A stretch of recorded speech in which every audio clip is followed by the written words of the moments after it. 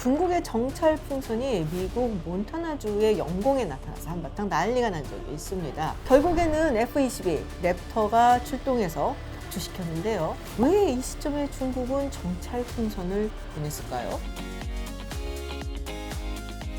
안녕하세요, 김지윤입니다. 미국 몬타나주 영공에 나타난 중국의 정찰 풍선 이야기 모두들 들어보셨을 겁니다. 사실 처음에는 풍선이라길래 이게 뭐야? 하는 사람들도 많았는데요. 지금은 굉장히 심각하게 받아들이고 있는 중이죠. 그리고 미국도 이에 대해서 매우 심각하게 반응을 보였는데요. 물론 중국 정부라든지 친중 매체나 친중 언론인이라든지 친중 인사들은 무슨 이런 거 가지고 랩터까지 출동을 해서 격추를 시키냐, 미국이 오바하는 거다라고 이야기들도 합니다. 그렇지만 엄연히 영공을 침해한 거거든요. 사실 이 영공의 높이는 아직 국제적으로 딱 정해진 기준은 없습니다. 유럽 국가들 중에 영공이나 프랑스 같은 경우에는 지상에서 100km 정도를 영공이다 라고 이야기를 하고, 미국 나사 측에서는 80.5km 정도를 영공이라고 이야기를 하고 있죠. 어떤 기준을 따르더라도 이번에 발견된 중국의 정찰 풍선은 고도 14km 정도에서 날고 있었거든요. 그러니까 이거는 엄연히 영공을 침공을 한 것이죠. 그렇게 따진다면 우리 영공에 다른 국가의 무언가가, 그것도 정찰을 하는 것 같은 풍선이 날라와 있다라고 하면 사실 그냥 두고 볼 일은 아니다라고 할 수 있습니다. 결국 랩터가 사우스캐롤라이나 주의 머틀 비치라는 해변가에서 격추를 했고요. 지금 미국 측에서는 잔해를 수거를 해서 분석을 하고 있는데요. 아마 여러 가지 이야기들이 나오지 않을까 싶습니다. 물론 중국 측에서는 강력하게 반발하고 있죠. 이게 단순히 그냥 민간에서 만든 기상 관측용 풍선이다 라고 얘기를 하는데요.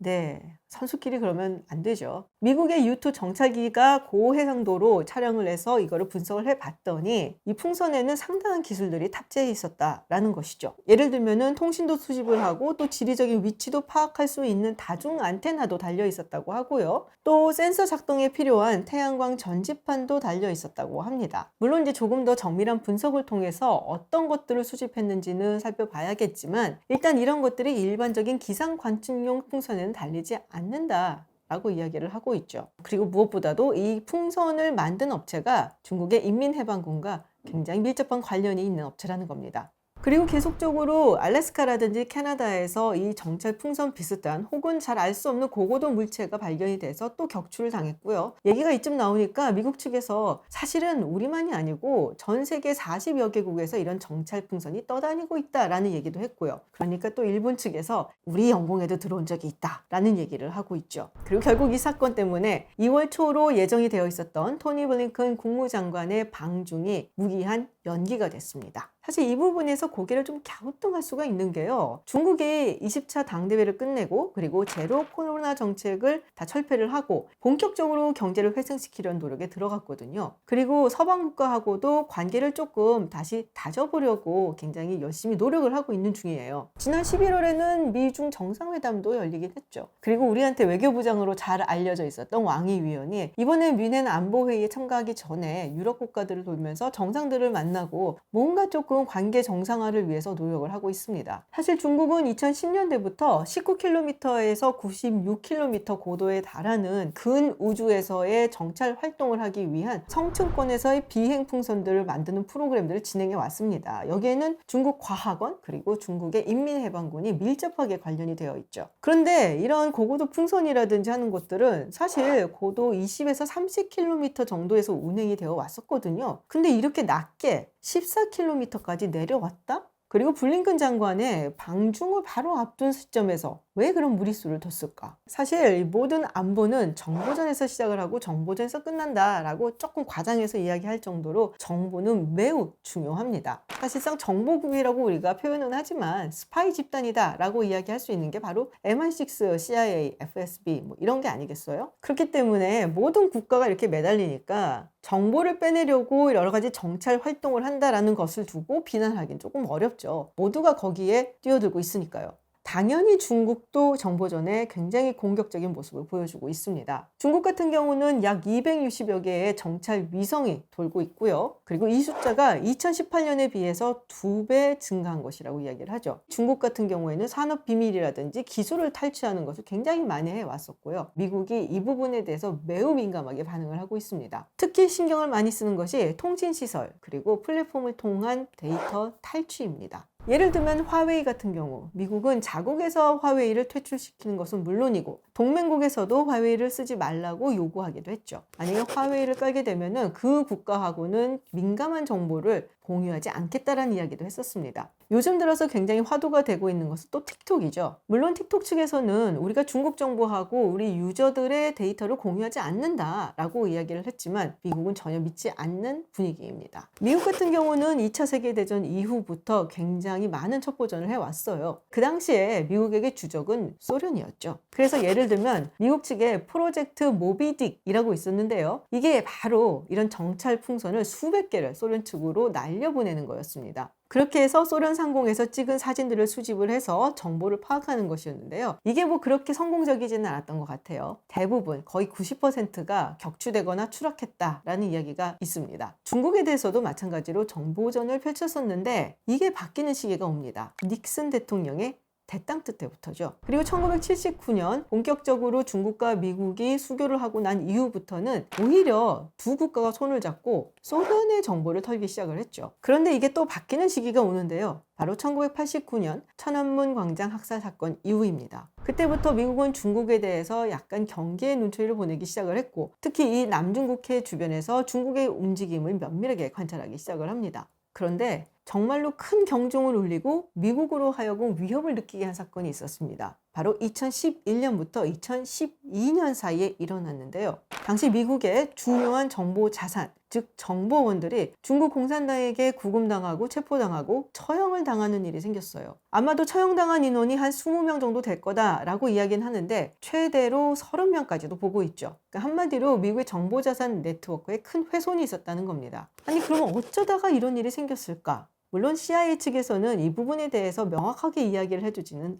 않는데요. 대략 추측을 해볼 수는 있죠. 당시 중국계 미국 CIA 요원이었었던 인물이 한 명 있었는데 이 사람의 이름은 제리 리라고 하는데요. 2019년에 징역형을 선고를 받았죠. 이 사람이 잡혀서 본인이 가지고 있던 정보 자산 그리고 본인과 관계가 있는 정보원들에 대한 리스트를 대거 넘겼다라는 얘기가 있습니다. 그런데 사실은 이 제리 리가 배신을 한 것이 아니라 미국과 중국 사이의 더블 에이전트였다라는 루머도 있습니다. 그런데 한 명이 잡혀서 이렇게 얘기를 다 한다는 것만으로도 이 정보자산 네트워크가 이렇게 와야 될 수 있는가라는 부분에는 좀 의문이 생기죠. 여기서 등장하는 것이 바로 커브컴이라는 겁니다. 이게 일종의 비밀 커뮤니케이션 시스템인데요. 정보원들의 리스트 그리고 정보가 담겨져 있는 CIA의 비밀 통신 시스템입니다. 사실 이거는 검증이 되어 있고 꽤 오랫동안 활동을 해왔던 정보원들의 리스트나 정보가 담겨져 있는 메인 시스템하고는 분리가 되어 있어요. 그래서 만약에 이 임시 커뮤니케이션 시스템이 노출이 되거나 혹은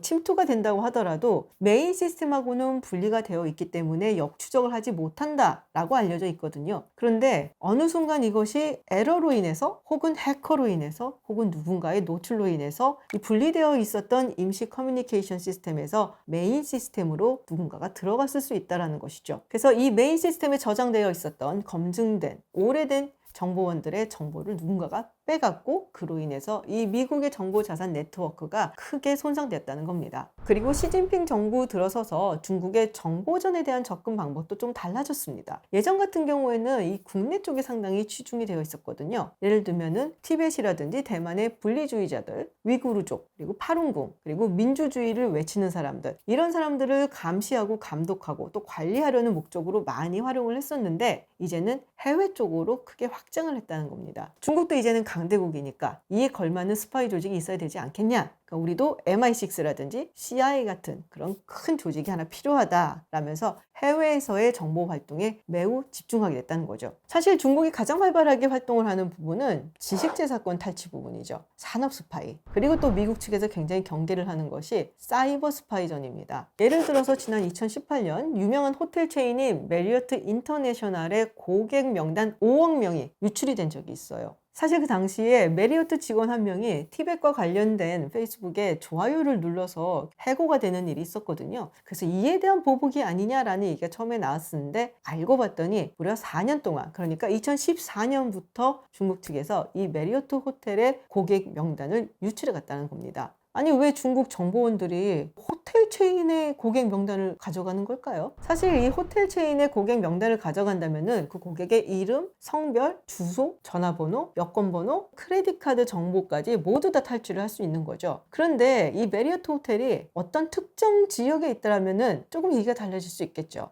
예를 들어서 어떤 한 사람의 크레딧 카드가 버지니아 주에 있는 윌리엄스버그 지역에서 굉장히 많이 쓰이고 있다라든지, 아니면 그 지역에 있는 메리어트 호텔에서 계속적으로 장기간 투숙을 하고 있다라고 한다면 중국 측에서는 이 사람은 CIA랑 연관이 있는 게 아닐까라는 생각을 해볼 수가 있겠습니다. 왜냐, 버지니아주의 윌리엄스버그에는 CIA 비밀 요원들을 훈련하는 기관, 속칭 더 팜이라고 불리는 그런 기구가 있습니다. 자, 이쯤 되니까 미국뿐 아니라 굉장히 많은 국가에서 이 중국의 정찰 풍선에 대해서 예사롭지 않은 시선을 보내는 것은 사실 당연하다고 할 수가 있겠죠. 그런데 처음 질문으로 다시 한번 돌아가 보겠습니다. 그렇다면 중국은 왜 이 시점에서 이렇게 티가 나게 정찰 풍선을 보냈을까요? 사실 이 부분에 대해서 명확한 해답을 드리기는 조금 어려운 게요. 전문가마다 의견들이 조금씩 다르거든요. 첫 번째로는 에러였다라는 얘기가 있습니다. 뭔가 시스템적인 에러가 있었던 것이 아니냐라고 보는 사람들도 있습니다. 그리고 말씀드렸다시피 중국이 최근 들어서 charm offensive, 다른 국가들에게 뭔가 좀 매력을 발산을 하면서 우리 예전에 좀 틀어졌던 관계 다시 한번 회복해보자 라고 노력을 하고 있는 시점에서 굳이 이런 도발을 할 이유는 없지 않겠냐라는 것이죠. 실제로 이 사건이 있고 난 다음에 미국 측에서 40여 개국에서도 이미 정찰 풍선들이 날아다녔다라고 이야기를 하고, 우리만 당하는 게 아니고 너희들도 당하고 있어 라고 계속적으로 다른 국가들에게 메시지를 보내고 있거든요. 중국 입장에서는 이게 별로 좋은 일은 아니에요. 또 다른 의견은 일부러 그랬다 라는 겁니다. 원래 중국이 일부러 도발적인 행동을 해서 그래봤자 너희들이 뭐 할 수 있는 게 있겠어 라는 그런 태도를 보여주는 경우가 종종 있다라는 거죠. 예를 들어서 지난 2011년 당시 국방부 장관이었었던 로버트 게이트 장관이 중국을 방문할 때였습니다. 그때 중국에서 자신들의 첫 스텔스기 테스트를 진행을 했습니다. 미국의 국방장관이 오는데 자신들이 개발한 스텔스기를 처음으로 시험해본다? 뭔가 좀 도발의 냄새가 나죠. 그런 비슷한 상황들이 꽤 있었고, 이번에도 마찬가지로 토니 블링컨 국무장관의 방중을 앞두고 일부러 그런 것이다 라고 보는 경우도 있습니다. 일부러 그랬긴 했는데 원인은 좀 다르게 보는 사람들도 있어요. 최근 필리핀과 미국이 맺은 협정이 있었는데요. 이것에 대한 반발이라는 것이죠. 2월 2일 로이드 오스틴 미국 국방부 장관이 필리핀 마닐라를 방문을 했습니다. 그러면서 필리핀 내에서 4곳의 군사기지를 추가로 미국이 사용할 수 있도록 서로 합의를 맺었는데요. 공식적으로 발표는 안 됐습니다만 아마도 이 필리핀의 북쪽에 위치한 루손섬이 들어갈 것이다 라는 얘기가 많이 나오고 있습니다. 또 그 중에서도 카가얀이라는 지역이 있는데요. 이 지역은 중국을 제외하고 대만과 가장 가까운 지역입니다. 그러니까 외국 기지치고는 상당히 가깝다라고 이야기를 할 수가 있고, 중국 입장에서는 매우 화가 날 수밖에 없는 일이기도 하죠.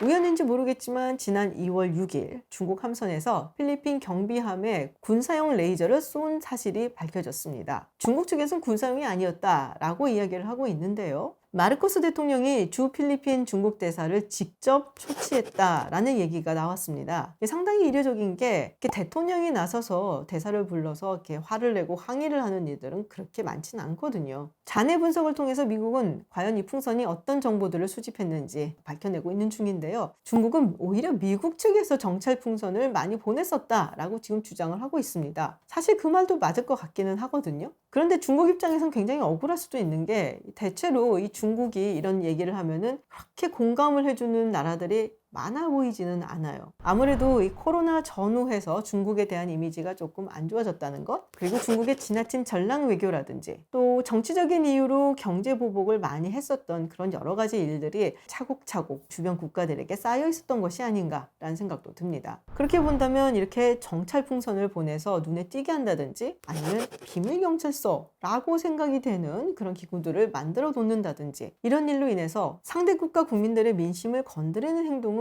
그다지 현명하지는 않아 보이는데요. 여러분들 생각은 어떤지 궁금합니다.